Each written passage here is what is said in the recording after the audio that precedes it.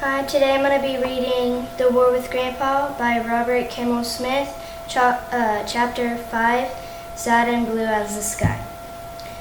Well, that is about as long as a chapter as I ever cared to write. It took about 5 days. I don't know how authors even write big fat books.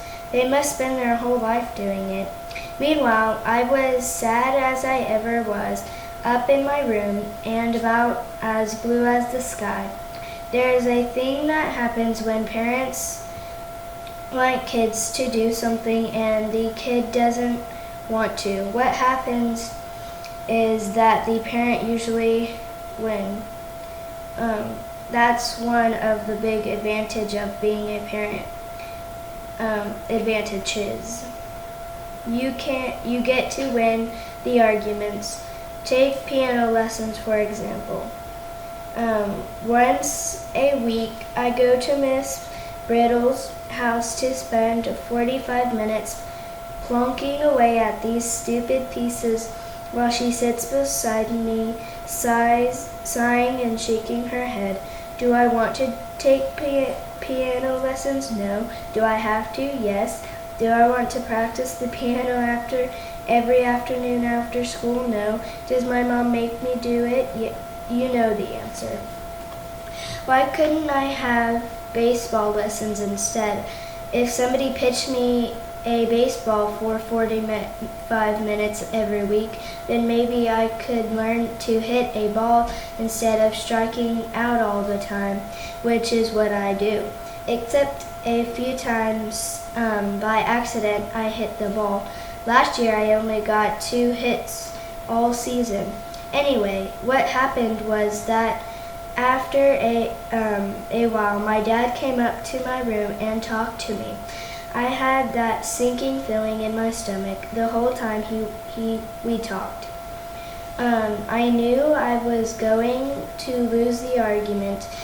They couldn't move Jenny upstairs because she was still a baby, no matter what she says, and because Grandpa had a bad leg, he couldn't live on the top floor of our house. I'm sorry, Pete. That's just the way it is, Dad said. Can I say I think it stinks? I asked. Sure, it stinks. I agree with you, Dad said. It's disgusting, terrible, gross, and also horrible, I said. It sure is, Dad said. We'll start moving some of your things upstairs this weekend. I'm sure you'll be comfortable up there. I'll hate it. If you have that attitude, you'll hate it. Dad said. Give it a chance, Peter.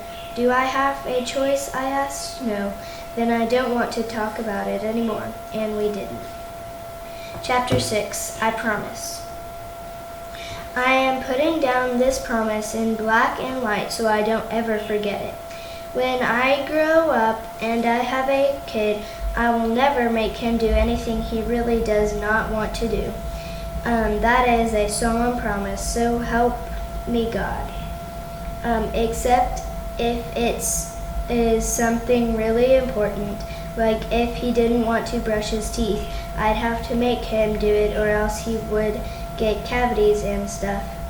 Or if he didn't want to eat vegetables, say, and he would not get his vitamins to help him grow upright. Or if he wanted to run across the street when a car was coming, I would have to stop that, of course. Or if he